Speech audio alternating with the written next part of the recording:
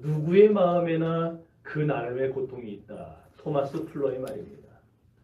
고통과 괴로움은 특별한 사람의 저주물이 아니라는 거예요. 그러니까 누구나 다 고통스럽고 누구나 다 괴로울 수 있고 안 그러길 원하지만 그럴 수 있다는 거예요. 모든 인간을 살아가면서 그래서 곳곳에 도사린 그런 고통을 만날 수밖에 없습니다. 성경은 이에 대해서 어떻게 얘기하느냐? 성경도 동의해요.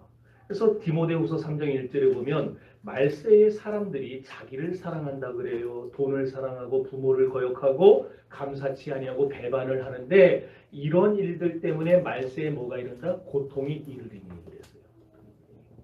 그래서 이 고통이 곳곳에 있으니까 우리가 아무리 잘 피해 다니려고 해도 어떻게 하다가 그 고통을 만날 때가 있다는 거예요. 특별히 오늘 우리가 함께 생각하고자 하는 이 시편 102편의 말씀은 누구에게나 다양한 모습으로 찾아오는 고통과 고난에 대해서 다시 한번 생각해 볼 수 있는 기회를 제공해 줍니다. 시편에는 참회시라는 게 있습니다. 장르라 그러죠. 시편의 장르 중에 참회하는 시들이 있는데 150개 시편 중에 몇 개가 참회시냐면 7개가 참회시예요.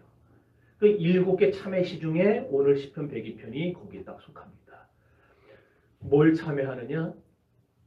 하나님의 말씀을 떠나 살다가 바벨론의 포로로 끌려가 70년을 사는 겁니다. 그 포로 생활을 하면서 겪어야 했던 수많은 고통과 아픔이 있잖아요. 그 아픔과 고통들을 노래하면서 우리가 하나님을 이렇게 배반했었구나. 우리가 하나님을 이렇게 떠나 살았었구나. 우리가 이렇게 하나님의 마음을 아프게 했었구나. 이런 거를 참회하면서 이제 하나님 앞에 자기들의 마음을 써내려가고 있다고 얘기해요. 그러면서 언젠가는 하나님이 우리를 용서하셔서 고국 이스라엘로 돌아가게 하실 것이다. 그날을 기다리면서 쓴 시, 그게 시편 102편이에요. 시편 102편의 저작자는 누군지 모릅니다. 다만 포로 시기에 어느 경건한 이스라엘 백성이 유대인이 썼을 것이라 그렇게 그냥 추측을 합니다. 다만 여기서 우리가 확실하게 알 수 있는 것 하나는 방금 얘기했듯이 언젠가 하나님이 우리를 이 고통을 다 끝내고 고국으로 우리를 돌려보내실 것이다. 그걸 말하고 있다는 거예요.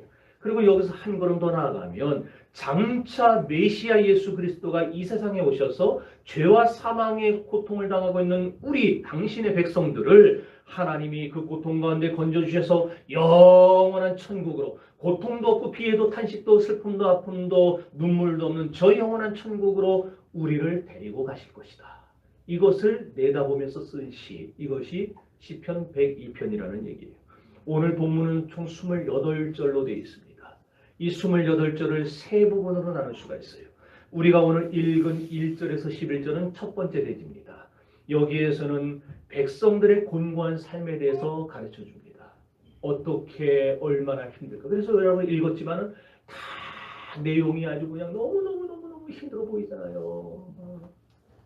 12절에서 22절까지는 이런 고통을 이겨내고 언젠가 우리가 예루살렘으로 돌아갈 것이다. 희망을 노래하고 있습니다. 23절에서 28절까지는 뭐가 나오느냐? 하나님 우리를 보호해 주세요. 그러니 그날이 오기까지 우리가 쓰러지지 않도록 망하지 않도록 우리가 없어지지 않도록 하나님 우리를 나를 도와주세요. 맞다고 그러는 거예요 지금. 그 영원한 보호를 간구하는 기도가 나오고 있어요. 여러분 오늘 본편에 나온 시편 기자의 고백은요. 이 시대를 살아가는 우리 신앙인들의 고백입니다. 그러니까 이것은 지금으로부터 3,500년 전에 3,000년 전에 쓰여진 시지만 그러나 3,000년 전에 시편 기자가 쓴 그 시가 오늘 이 시대를 살아가는 내가 고백하는 내용과 별반 다를 바 없다는 거예요. 시편 기자가 당해야 됐던 고통이 오늘 내가 당하는 고통을 대변한다는 말입니다. 오늘 보면 2절에 보면 이렇게 말을 합니다. 나의 괴로운 날에 주의 얼굴을 내게 숨기지 마소서. 주의 귀를 기울이사 내가 부르짖는 날에 속히 내게 응답하소서. 이 말씀 중에서 나의 괴로운 날에라는 말은 내가 고통 중에 있을 때라는 말이요. 내가 곤고한 중에 있을 때라는 말입니다. 이 말은 정신적인 고통, 육체적인 고통, 그리고 경제적인 고통까지 다 아울러 포함한 말이에요. 이 세상에 우리가 정신적인 고통에 시달리는 사람들을 얼마나 많이 봅니까? 육체적인 문제에 시달리는 사람들, 경제적인 문제에 시달리는 사람들, 가정적인 문제를 위시로 해서 모든 작다한 고통들에 시달리는 사람들을 얼마나 많이 봐요. 이 세상은 고통의 도가니입니다.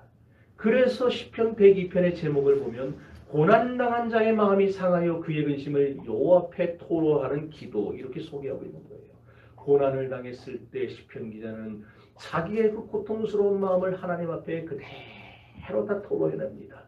나라를 잃어버리고 자유와 행복마저 빼앗긴 채 바벨론의 포로로 끌려간 이스라엘 백성들의 고통이 이루 말할 수 없었어요. 이렇게 시편 102편은 세상을 살아가면서 겪는 정신적이고 육체적인 고통에 휘말려 살아가는 현대인들의 고통을 대변해 준다라는 거예요.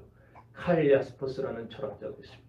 이 사람이 현대인의 특징을 불안과 고통과 절망이라고 묘사를 했어요. 그러면서 인간을 비유를 했는데 인간은 달걀과 같다라고 했어요. 왜 그러냐? 달걀 이리저리 굴러다니면서 뭐에 부딪혀 보세요. 어떻게 됩니까? 깨져버리잖아요. 이처럼 인간은 날마다 슬픔과 아픔과 고통과 괴로움에 부딪혀 깨지고 쉬운 존재다.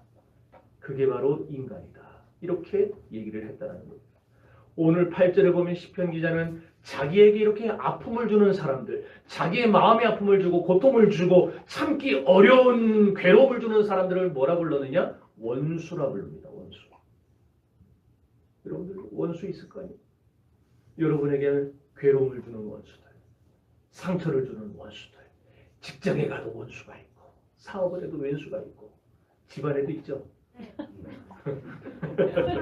여기서 8절 읽어봅시다. 시작. 내 원수들이 종이 다니기만 하여 너희에게 지식듯이 날뛰는 자들이 나를 맹세하니. 여기서 원수는 1차적으로 바벨론 사람들을 말하는 거예요.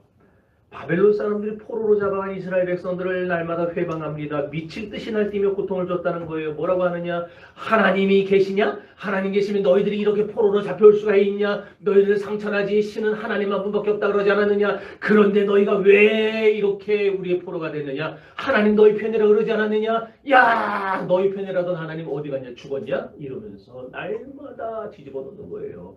여러분 주변에도 그런 사람들 있잖아요. 친척 중에도 있고, 야, 너 교회 다닌다며? 너 하나님 믿는다며? 야, 근데 왜 너희 사는 꼬라지는 그 모양이냐? 이러면서 그냥 격동하는 사람들이 있어요. 이렇게 시편 기자는 원수들에게 손가락질 받으면서 회방을 당하면서 모욕을 당하는 가운데 이루 말할 수 없는 고통을 당하며 살아가고 있었어요. 그래서 시편 기자의 마음에 그런 마음이 드는 거예요. 저 사람들에게, 저 원수들에게 하나님의 살아계심을 보여주면 좋겠다. 하나님이 내 하나님이라는 사실을, 하나님이 내 편이라는 사실을 좀 보여주면 좋겠다. 그런 증거가 있으면 얼마나 좋을까. 그런 마음을 갖고 이 시를 써내고 있어요. 여러분 요셉도 그랬죠. 요셉도 형들 때문에 얼마나 많은 고통을 당했습니까? 자신을 감싸주고 돌봐줘야 될 형들이에요. 자신을 보듬어줘야 될 형들이 자기를 애굽에 팔아먹었어요. 그로 말미암아 13년 동안을 온갖 괴로움과 고통을 당하며 살아가야만 했었습니다. 아픔을 준 게 누구예요? 형제들이에요. 뭐 이복 형들이야 뭐 그럴 수 있다. 동복 형들도 요셉을 팔아먹는 데 동조했어요. 이렇게 요셉에게 상처 주고 고통 주고 아픔을 준 사람들. 한나 역시 분인나 때문에 얼마나 많은 고통을 당했습니까? 그러므로 사무엘상 1장 6절에 보면은 이렇게 자신을 번민케 하고 격동하게 하는 분인나를 가리켜서 대적이라 불렀어요. 대적. 원수란 말은 똑같은 말이에요. 대적, 원수. 여러분의 마음에 고통을 주는 사람이 누굽니까? 여러분의 마음에 아픔을 주는 사람이 누굽니까? 여러분의 마음을 갈기갈기 찢어놓는 그 사람은 누굽니까? 우리가 사람 때문에 그동안 얼마나 많은 고통과 괴로움을 당했어요.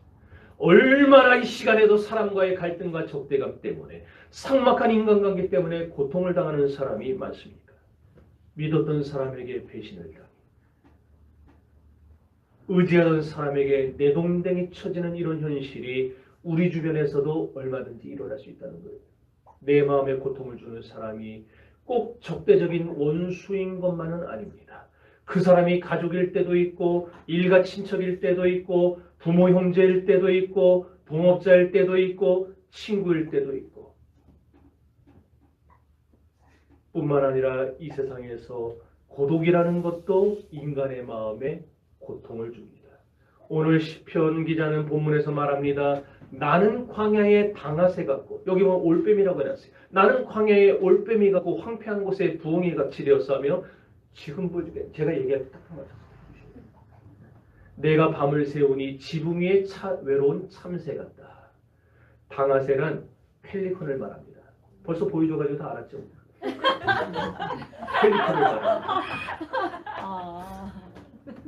펠리컨은 저 부리에 주머니가 큰 주머니가 있어가지고 저기다가 물도 담고 먹이도 담아놨다가 새끼들한테 배고프다 보채면 먹이는 거예요. 저거 가지고. 원래 펠리컨은 저기 보면은 물에 살아요. 물에. 원래 물에 사는 동물이에요. 그런데 여기 보면 왜 광야의 당아새라고 했는가? 개역개정은 오늘 여러분 보는 대로 올빼미라고 했는데 이건 더 뜬금없어요. 이건. 왜냐? 레위기 11장 18절에 여기 보면은 카트라는 말을 썼는데 올빼미라고 하려면 카트라는 말을 썼어요. 그 카트를 레위기 11장에서 또 스바냐 2장 14절에서는 당아새라고 해놨어요. 딴 데는 당아새라고 그러고 여기서는 또 올빼미라고 해놓고 이 번역에 일관성이 없어요. 저 이거 찾느라고 눈 빠지는 줄 알았어요. 분명히 당아새라고 해놨었는데 그래서 찾느라고. 시편 기자가 왜 그런 광야의 당아새라고 했을까? 저렇게 물 좋아하는 새인데. 정확치는 않아요. 그냥 추측만 할 뿐입니다. 물가에는 경쟁자도 많아요.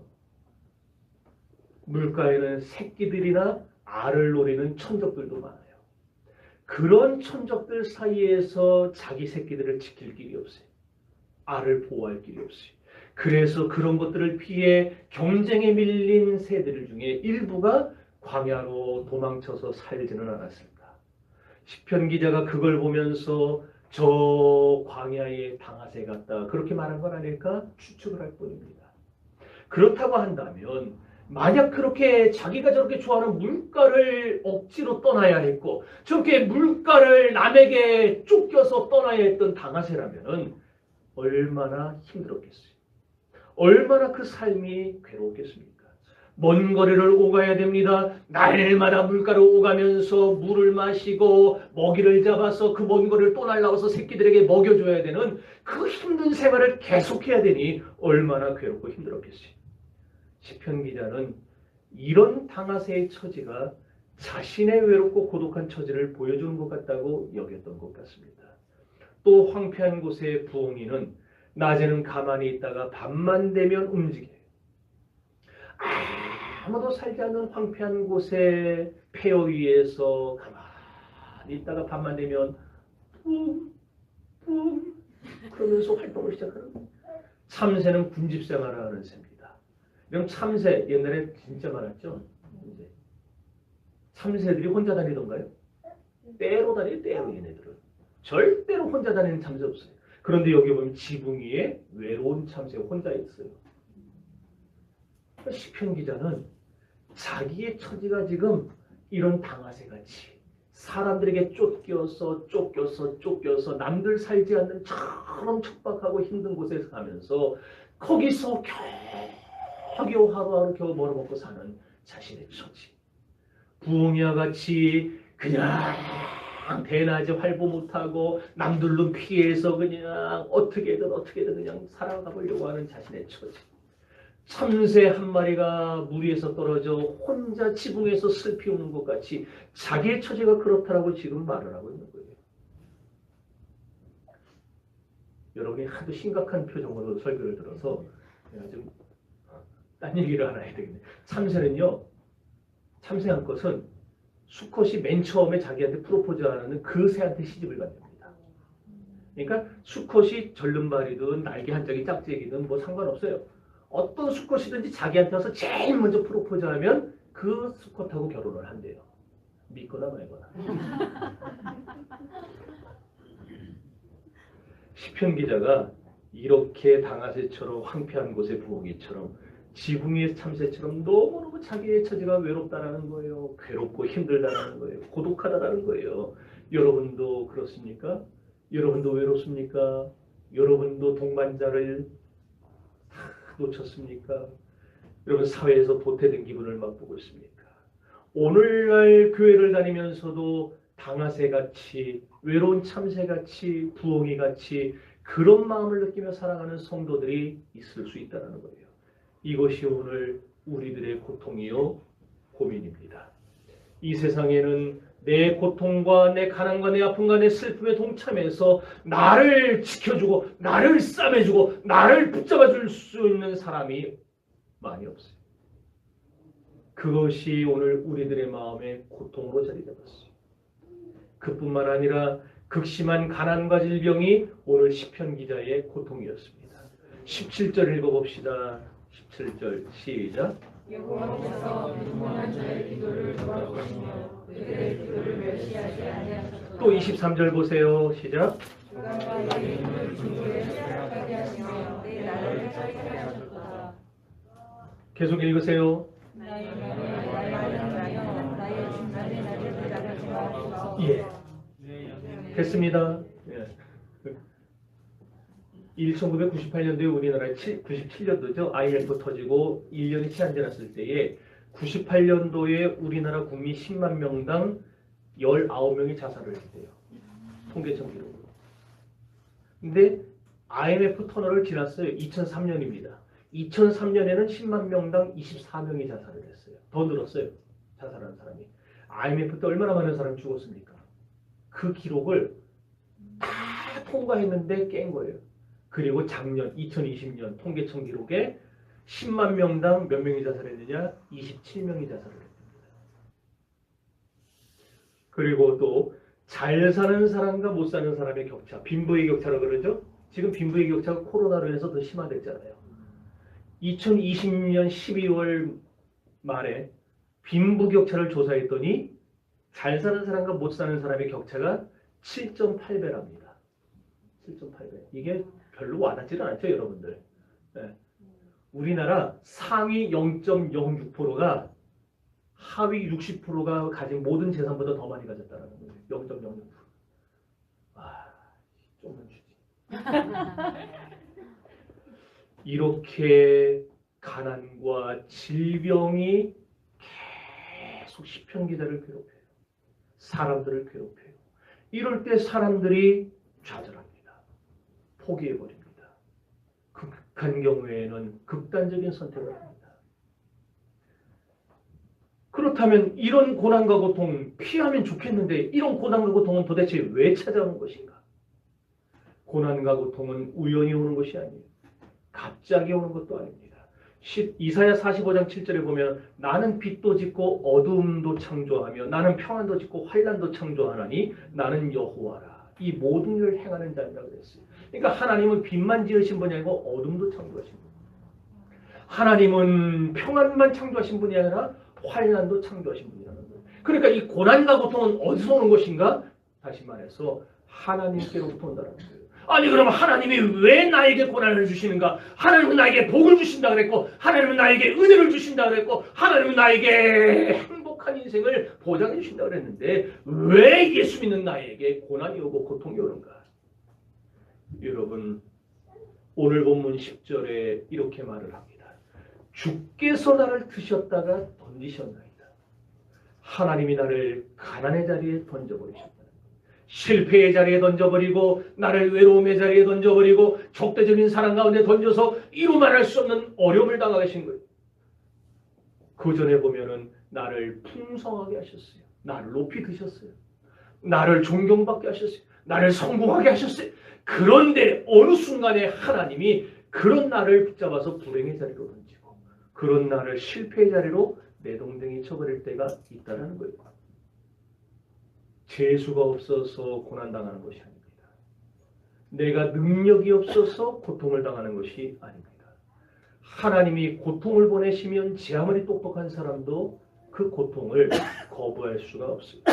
그래서 요나서 2장 3절에 보면 주께서 나를 깊음 속 바다 가운데 던지셨으므로 그랬어요. 주께서 나를 깊음 속 바다 가운데 던졌다.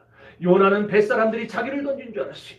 요나는 자기와 같은 삶의 방향으로 가는 그 사람들이, 나와 같은 곳을 향해서 가는 그 사람들이 나를 던졌다라고 생각했는데, 오늘 물고기 뱃속에 들어와서 기도하는 가운데 깨달은 거예요. 아, 그게 아니구나. 이 사람들이 날 던진 게 아니라 하나님이 나를 던진 거구나. 하나님이 나를 바닷 가운데 던졌구나. 하나님이 나를 깊음 속에 던졌구나. 그렇게 깨달은 거예요. 내가 이 실패와 이 불행 가운데 이 답답함 속에 갇히게 된 것은 우연이 아니구나. 하나님이 그렇게 하신 거구나. 하나님이 왜 그렇게 하셨을까? 하나님에게는 그렇게 하실 만한 이유가 있지 않았을까? 그걸 깨달았어요. 오늘 본문 3절 읽어봅시다. 3절 시작. 내 날이 연기같이 시들하며 내 뼈가 숯같이 탔습니다. 그 다음에도 계속 읽어보세요. 내가 죽고 죽고 내 마음이 풀같이 시들고 날아서며 나의 칠수를 갈미하며 나의 살이 뼈에 됐어. 거기 보면은 나의 살이 어떻게 됐다 그래요? 뼈에 붙었다 그래요. 뼈에 붙었다. 자신의 육체도 마음도 말할 수 없는 고난 때문에 좌절하고 절망하고 약해졌다는 거예요. 다시 말해서 인간적인 어떤 힘, 인간적인 어떤 방법으로도 내가 만난 이 어려운 문제를 회복해 나갈 수 없다는 거예요. 그게 시편 기자의 문제였어요. 오늘 여러분도 그런 문제 있잖아요. 어떻게 해보려고 해도 길이 없어요. 아무리 뚫어보려고 해도 앞이 안 보여요. 절망적이에요. 고통적이에요. 이런 고통은 우리에게 그럼 아픔만 주는가? 아니에요. 고통은 한편으로는 우리에게 유익이 되기도 합니다. 그러므로 시편 기자가 시편 119편 71절에서 말을 합니다. 고난당한 것이 내게 유익이라 이로 말미암아 내가 주의 율례들을 배우게 되었나이다. 고난당하는 거 좋아하는 사람 있겠습니까? 없어요. 목사인 저도 고난당하는 거 안 좋아합니다. 그런데 하나님은 우리 한 사람 한 사람에게 어떤 때가 되면은 이상하게 고난과 아픔을 주는 때가 있다는 거예요. 그래서 그 고난과 아픔을 통해서 하나님의 말씀을 배우게 하세요. 하나님의 구원의 백성으로서의 정체성을 깨닫게 하세요. 그래서 하나님은 눈 한번 질끈 감고 자기 자녀에게 고난을 허락하신다는 거예요. 하나님은 저와 여러분이 당신의 하나밖에 없는 외아들 예수 그리스도의 보혈로 구원하신 하나님의 백성이지만 우리를 이대로 그냥 놔둬서는 안 되겠기에, 우리를 그냥 이대로 놔둬서는 자꾸만 세상의 죄를 향해 가고 하나님을 떠나 살고 하나님과 반대되는 길로 향해 가기에 더 이상 이렇게 놔두면 안 되겠기에 하나님은 때때로 우리 가운데에 아픔을 주시고 어려움을 주시고 고난을 주신다. 그런데 이때 우리가 명심해야 될 것이 한 가지가 있습니다. 그것은 고난에 의미가 있다는 거예요. 여러분, 의미 없는 고난은 없습니다. 왜 하나님이 내게 이런 고난과 아픔을 주시는가 생각해 봐야 됩니다. 위대한 교부 어거스틴은 말해요. 고난은 동일하다. 그러나 고난을 당하는 사람은 동일하지 않다. 이게 무슨 말이냐? 다양한 문제를 여러분이 겪고 있어요. 다양한 문제를 겪고 있어요. 그러나 그 일로 인하여 괴로움 당할 때에 그것을 생각해보고, 아, 이 고난이 하나님께로부터 왔구나. 아, 내가 무엇이 하나님께 잘못됐구나. 이것을 깨닫고 돌이키는 사람은 적다라는 거예요. 하나님이 보내신 고난을 피할 사람은 아무도 없어요. 그러므로 우리는 고난당할 때에 생각해야 됩니다. 왜 이럴까? 왜 이 고난이 나를 찾아왔을까? 왜 내가 이런 고난을 만나게 되었을까? 하나님은 도대체 무슨 생각으로 나에게 이런 고난을 주셨을까? 어려운 문제 만났을 때 좌절하는 마음 갖지 마세요. 낭망하는 마음 갖지 마세요. 그거 여러분에게 아무런 도움도 안 됩니다. 여러분 문제 만났을 때에 걱정한다고 고민한다고 해결되던가요? 안 돼요.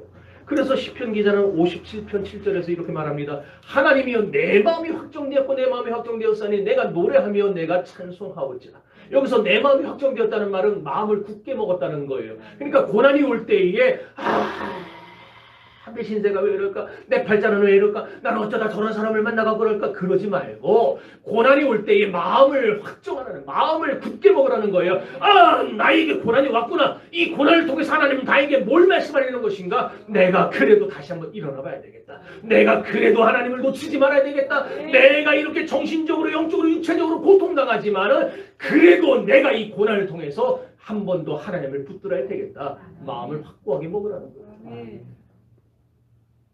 사랑하는 성도 여러분, 하나님은 결심하고 일어나서는 사람을 좋아합니다. 문제를 만났을 때 그냥 코가 석자나 빠져서 주저앉는 사람을 하나님 기뻐하지 않아요. 하나님은 문제 앞에서도 그래, 다시 해보자. 그래, 하나님이 계신데, 하나님이 나를 도와주실 텐데, 하나님이 이렇게 하신 이유가 있을 텐데, 다시 한번 시도해보자. 다시 한번 일어나보자. 이렇게 마음에 확정하고 결단하고 일어서는 사람. 이런 사람을 하나님은 찾으시고 그런 사람을 도와주신다는 거예요. 중요한 것은 그런 사람에게는 고통이 고통으로 끝나지 않습니다. 그런 사람에게 찾아온 고난, 그런 사람에게 찾아온 고통은 반드시 새로운 축복으로 새로운 길로 우리를 이끌어가는 것이에요. 믿습니까? 여러분, 고통은 하나님께로부터 오는 것이지만 하나님이 고통을 주신 이유는 우리가 쓰러지기를 바라서가 아니에요. 하나님은 우리가 쓰러졌으면 좋겠다 그래서 고통을 주는 게 아니라 그 고통을 통해서 하나님의 더 큰 축복을 깨닫기를 바라기 때문에 그래서 우리에게 고난을 허락하시는 거예요. 바람이 강하게 부는 것, 나무를 강하고 튼튼하게 만들려는 이유입니다. 여러분, 소나무 저 산 위에 그냥 막 이렇게 절이 막 그냥 쫙 해서 막 기묘하게 꼬인 그런 소나무들 본 적 있어요? 그런 소나무들 1억이 넘습니다. 그러니까 지금도 가가지고 그냥 야밤에 몰래 그거 캐다가 그냥 그거 하나, 내가 그걸 어디서 알았느냐? 지리산을 보고 알았어. 지리산. 지리산에 나오더라고요. 거기에 이 나무 하나 캐려고 그냥 수백 그루를 다 작살낸다는 거예요. 근데 그런 나무 그냥 그렇게 자랍니까? 평지에 소나무 심어보세요. 이렇게 꼬이는 거 있는가? 다 길게 자라지. 그렇게 풍상을 맞고 어려움을 맞고 눈보라를 맞고 세찬 바람을 맞아야 1억이 넘고 2억이 넘는 소나무가 되는 거예요. 그 바람 소나무가 맞고 싶었겠어요? 그 눈보라 맞고 싶었겠어요? 지도 피하고 싶었겠지. 그러나 그걸 이겨내니까 소나무의 가치가 평지에 있는 소나무 1000그루 10,000그루보다 비싸요. 바람을 만드신 하나님이 강한 바람을 불게 하셔서 나무가 뽑히지 않게 하려고 이 나무가 뿌리를 땅속 깊숙이 내려서 틀어줘야죠. 예, 땅속 깊숙이 내려서 저렇게 바위를 끌어안게 하는 거예요. 뽑히겠어요 저런 나무가? 태풍이 분다고 안 뽑혀요. 저거는요. 바위가 뽑히기 전에 절대 안 뽑혀요. 하나님께서 우리에게 때때로 고통을 허락하시는 것은 여러분의 인생을 강하게 만드는 거예요. 여러분의 인생을 세게 만들려는 거예요. 그런 원대하신 뜻이 숨어있다. 그만 저를 보세요. 그만 봐도 돼요. 네. 그런 뜻이 숨어있다는 것을 믿으시기를 바랍니다. 그러므로 우리는 고난과 고통을 만날 때 믿음의 태도를 견지해야 됩니다. 고난을 보지 마시고 하나님이 나를 강하게 하시려고, 나를 세게 하시려고, 나를 값지게 하시려고 고난을 만나게 했는데 이때 우리에게 필요한 태도가 뭐다? 믿음의 태도예요. 하나님, 나는 그래도 주님을 떠나지 않겠습니다. 나는 주님을 포기하지 않겠습니다. 나는 이 자리를 지키겠습니다.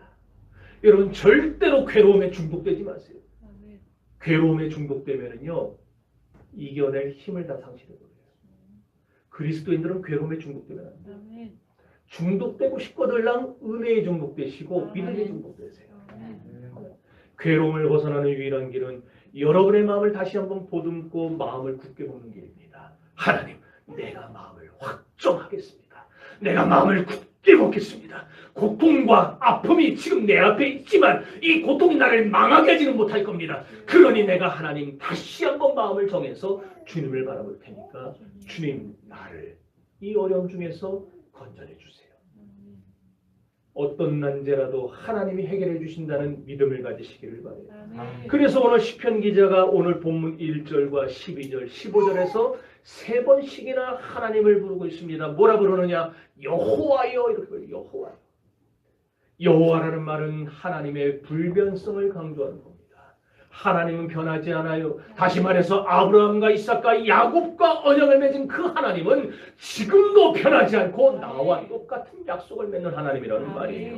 아브라함과 이삭과 야곱에게 축복하셨던 그 하나님은 지금도 나를 축복하시는 그 하나님이다. 아브라함과 이삭과 야곱에게 하나님이 은혜를 주시고 어려움을 극복하게 하시고 건져내신 하나님은 오늘도 내가 당하는 어려움과 고통 속에서 나를 똑같이 건져내시는 그 하나님이다. 하나님은 이렇게 불변합니다. 그런 믿음이 내게 있으면 하나님을 뭐라 부르느냐? 여호와 하나님. 이렇게 부르게 되어 있습니다. 여러분 하나님 앞에 나와서 여호와여 하나님 앞에 기도할 수 있기를 바랍니다. 하나님은 시대가 변하고 환경이 변하고 상황이 달라져도 내게 불변하는 사랑으로 다가오시며 존재하신다는 이 믿음이 있을 때에 여러분들 우리가 고통과 시련을 극복할 수가 있게 되는 것입니다. 이 여호와 하나님이 나의 기도를 들으시고 나를 주의 깊게 감찰하시고 내 모든 시련에서 나를 해방하여 주시고 내 인생과 나의 사업과 모든 것에 실패해도 나를 다시 일으켜 주시는 줄로 믿습니다. 시편 102편은 그런 내용들로 꽉 차 있어요. 전반부 우리가 읽은 1절에서 15절은 그 많은 고통들, 그 괴로움에 대해서 말했지만 12절서부터 쭉 마지막 절 28절까지는 그런 가운데서 하나님이 내가 기도하게 하시고 기도했더니 하나님 나를 이렇게 건져내시다. 내가 기도했던 하나님 나를 이렇게 도와주셨다. 내가 기도했던 하나님이 나를 이렇게 축복하셨다. 그런 하나님에 대해서 구구절절히 소개를 하고 있다는 거예요. 여러분 이런 하나님에 대한 굳건한 믿음이 있는 사람이 기도하겠습니까? 안 하겠습니까? 완전히 내가 빨리 들어왔구만 이 상태. 아멘을 다 잊혀버려. 이런 사람들이 기도하겠어요? 안 하겠어요? 이러지 말고 좀 얘기해보세요. 이런 믿음이 있으면 기도하겠어요? 안 하겠어요? 합니다. 하죠. 대개 기도 안 하는 사람은요 두 부류예요. 첫 번째 부류는 편안하고 먹고 살만한 사람들. 정상이 되잖아요. 아멘. 그러니까 하나님도 딱 보시고 계시다가 딱 내가 제대로 된 말을 하면 정상이라고 말을 해주시는 거죠. 이렇게. 저는 정상이에요. 비정상은 뭐예요? 편안하고 먹고 살만한 사람들 기도 잘 안 합니다. 기도 안 해도 먹고 살 수 있습니까? 기도의 필요성을 절감하지 못하는 거예요. 또 한 부류는 어떤 부류냐? 정반대예요. 너무 힘들어가지고 지쳐서 기도 안 하는 거예요. 실패하고 바닥에 떨어졌는데 자기가 도저히 어떻게 마음도 이게 먹어지지도 않고 어떻게 해볼 방법도 없고 그래서 그냥 다 포기하고 기도하는 사람들. 그런 두 부류예요. 여러분 우리 교회는 그런 부류의 사람들이 점점 변화가 돼야 됩니다. 기도하는 사람들로 채워져야 됩니다. 아멘. 금요일날 교회에서 기도회를 하고 있는데 그 앞을 지나쳐서 카페는 가요. 그런데 안 들어와요. 교회는. GS25시에는 들어가면서 요즘 같은 때 코로나 시대에 교회는 위험하지 이러면서 지나가요. 여러분 뭐 외식할 거 다 하잖아요. 여러분들 솔직히 우리 까놓고 얘기합시다. 여러분들 가족들끼리 외식 다 하잖아요. 여행 가잖아요. 가족들하고. 코로나 하면서 여행 갈 거 다 가잖아요. 자기들 할 건 다 하면서. 백화점 세일한다 그러면 안 가겠어요? 한정만 파는데? 얼마 전에 신세계 백화점하고 저기 백화점 그냥 뭐 했더니 열자마자 1시간 남겨서 다 봉이 나버렸어요. 다 가잖아요. 마트 오늘 장거리 내일 먹을 반찬 똑 떨어졌는데 오늘 마트 가서 안 사면은 내일 먹을 반찬이 없어요. 그러면 마트 안 갑니까? 가잖아요. 근데 교회는 안 나와요. 교회는 안 나오면서 코로나 때문에 코로나 끝나고 그 소리를 해요. 목사는 그걸 보면서도 그냥 그러려니 하지만 왜 내게 고난이 오고 내게 고통이 오는가? 하나님이 나를 강하게 하려고 아멘. 내 믿음을 똑바로 만들어 주려고. 아멘. 어떤 사람이 기도하러 나오는가? 믿음 있는 사람이 기도하러 나옵니다. 아멘. 고통은 잊을 수가 없어요. 고통은 잊혀지지도 않아요. 여러분 고통 당할 때에 고통이 잊혀지던가요? 안 잊혀져요. 우리에게 다가온 고통은 잊을 수 있는 길은 딱 하나밖에 없어요. 우리에게는 방법이 없는데 하나님께 방법이 있어요. 하나님이 그 고통의 문제를 해결해 주시고 이렇게 딱 제거해 주셔야 우리가 고통을 잊을 수 있고 잊혀지는 거예요. 하나님이 제거해 주지 않으면 그 고통은 끝까지 남습니다. 바벨론 포로 생활하는 히브리 사람들, 예루살렘 성전에 못 가니까 동네마다 회당을 만들었어요. 그래서 그 회당에서 신앙생활을 하는 거예요. 그리고 이 고통은 하나님만이 해결해 주시다는 믿음이 있으니까 그 하나님 앞에 여호와여 부르고 기도하러 나오는 거예요. 시편 기자는 이렇게 시간만 나면은 자기 동네에 있는 회당으로 기도를 나갔어요. 그리고 하나님 앞에 기도하는 거예요. 1절에서도 여호와여, 12절에서도 여호와여, 3절에서도 여호와여, 15절에서도 여호와여.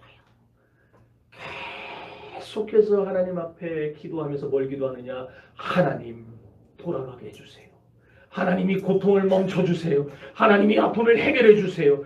기도만이 문제를 해결할 수 있고 기도만이 고통을 뛰어넘을 수 있다는 사실을 알기 때문에 시편 기자는 시간 날 때마다 하나님 앞에 나와서 기도하는 거예요.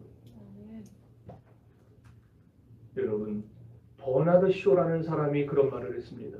사람들은 고통의 때에 기도하지 않고 구걸하러 다닌다. 문제 생기면 친구 만나러 가서 대학 친구 만나러 가고 나 돈 좀 빌려주라. 어떻게 한 번은 지나가요. 그 다음에 문제 생기면 또 고등학교 친구 만나러 가요. 한 번만 좀 도와주라. 그 다음에 또 초등학교 친구 찾아가고 그렇게 몇 년은 돌려막을 수 있겠지만 우리가 문제 생기면 사람한테 자꾸 구걸하러 다녀요. 나 좀 도와줘. 나 좀 도와줘. 구걸하러 다니지 마세요. 구걸하지 말고 하나님 앞에 기도하세요. 하나님은 반드시 우리의 고통과 고난의 문제를 기도할 때에 들으시고 해결해 주십니다. 사람 아무리 찾아다녀봐야 이 세상에 나를 진정으로 끝까지 도와줄 수 있는 사람은 없어요. 있다 해도 손에 꼽아도.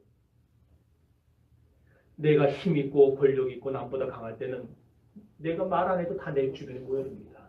왜? 뜯어먹을 게 있으니까.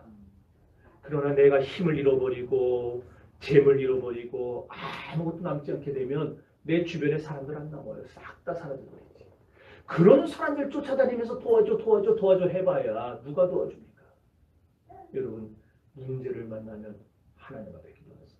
직장의 문제 하나님께 기도하시고 사업의 문제 하나님께 기도하시고 결혼의 문제 하나님께 기도하시고 가정의 문제 하나님께 기도하시고 자식의 문제 하나님께 기도하세요. 그러면은 모든 것을 보시고 들으시는 하나님이 우리를 그 어려운 가운데서 반드시 건져내 주실 것입니다. 우리가 왜 하나님을 찾아야 합니까? 왜 그분을 찾아 기도해야 됩니까? 하나님은 변하지 않기 때문입니다. 하나님은 누구든지 하나님께 찾아 나오는 사람은 도와주시기 때문입니다. 그래서 오늘 보면 17절에 보면 이렇게 말합니다. 여호와께서 빈궁한 자의 기도를 돌아보시며 저의 기도를 멸시치 아니하시는도다. 기도를 돌아보신다는 건 뭐냐? 하나님이 아주 특별한 방법으로 우리의 기도에 귀를 기울이시는 거예요. 그러면서 내가 어떻게 제 기도를, 황 목사 기도를 내가 이루어줄까? 하나님 곰곰이 생각하시는 거예요. 그러다가 내가 이렇게 해주면 황 목사가 가장 좋아할까? 내가 이렇게 해주면 가장 만족해야 할까? 하나님이 계속 생각하고 고려하고 막 이러면서 듣는 거, 그걸 여기에 돌아보신다는 말을 표현했어요. 하나님이 여러분의 기도를 돌아보신다. 빈궁한 자, 다 잃어버린 여러분의 기도를 돌아보신다는 것은 여러분이 기도할 때 하나님이 내가 어떻게 하면은 홍 장로의 기도를, 어떻게 하면은 김 집사의 기도를 내가 가장 좋게 만들어서 돌려줄 수 있을까? 그렇게 고민하며 들으신다는 거예요. 그런 하나님 앞에 나와서 기도할 수 있는 여러분 되시기를 바랍니다. 하나님은 어떻게 하면 내가 가장 만족해야 할까? 염두하시면서 내 기도를 듣고 계시다는 거예요. 이런 하나님이요. 이게 돌아보신다는 뜻이 이런 하나님을 붙들어야 되지 않겠습니까? 오늘 여러분 이 문을 나가서 또 한 주간 동안 세상을 살아가야 될 텐데 이 한 주간 어떤 문제가 여러분을 찾아올지 몰라요. 어떤 고난과 어떤 고통이 여러분에게 닥쳐올지 모릅니다. 그러나 그때에 마음을 확정하시고 하나님을 붙잡고 주님 앞에 기도하러 나오세요. 그러면 하나님은 다 들으시고 여러분에게 가장 좋은 것으로, 가장 귀한 것으로, 가장 값진 것으로 여러분의 인생에 갚아 주실 것입니다. 아멘. 그런 여러분들 되시기를 주님의 이름으로 축원합니다. 아멘. 다 같이